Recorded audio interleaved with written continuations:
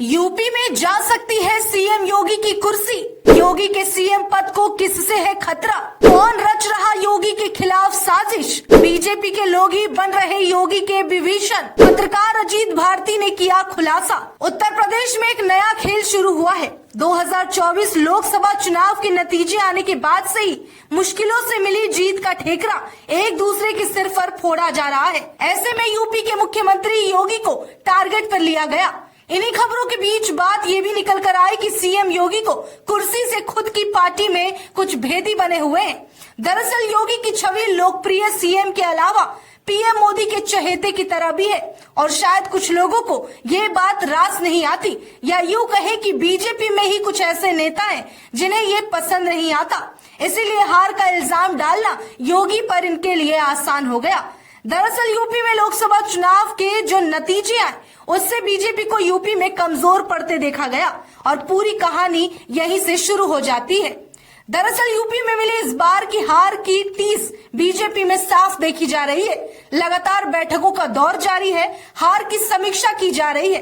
अगले महीने यूपी विधानसभा के 10 सीटों के लिए होने वाले उपचुनाव को देखते हुए बीजेपी एक बार फिर से बैठक कर रही है। इस बार राष्ट्रीय कार्यकारिणी की बैठक लखनऊ में रखी गई। इसमें राष्ट्रीय अध्यक्ष जेपी नड्डा समेत कई और भी बीजेपी के अध्यक्ष शामिल हुए हैं।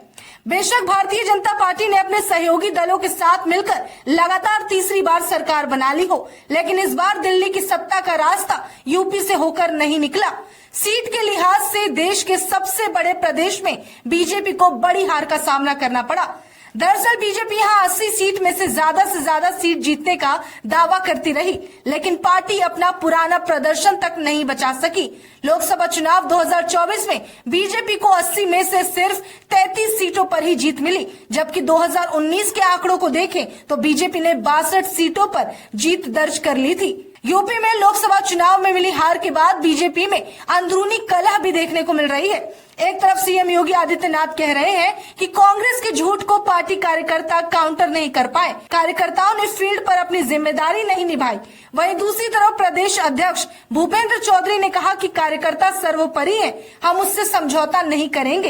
इसके अलावा केशव प्रसाद मौर्य ने कहा कि संगठन सरकार से बड़ा है और जो आपका दर्द है वही दर्द मेरा है। अब सवाल ये उठता है कि तमाम बैठकों के बाद भी बीजेपी की हार का जिम्मेदार किसे माना जा रहा है? सीएम योगी पर लगातार हो रहे टारगेट को लेकर पत्रकार अजीत भारती ने भी अपनी राय रखी है और लोगों को ये बताया है कि यूपी में सीएम योगी के पद को किससे खतरा है, और बिना नाम लिए उन्होंने कई बीजेपी नेताओं पर निशाना साधा है। सूत्रों के मुताबिक बीजेपी ने हार की वजह और जवाबदेही तय करने के लिए कई पॉइंट पर चर्चा की। इसमें कई किरदार हैं, लेकिन कलह से बचने के लिए अभी किसी एक का नाम तय नहीं किया गया। यूपी के डिप्टी सीएम केशव प्रसाद मौर्य ने जिस तरह बैठक में कहा कि संगठन से बड़ा कोई नहीं है, उससे कयास लगाए जा रहे हैं कि पार्टी के अंदर योगी आदित्यनाथ को लेकर 2 गुट बन चुके हैं और कई लोग योगी को इस हार का जिम्मेदार बताना चाहते हैं।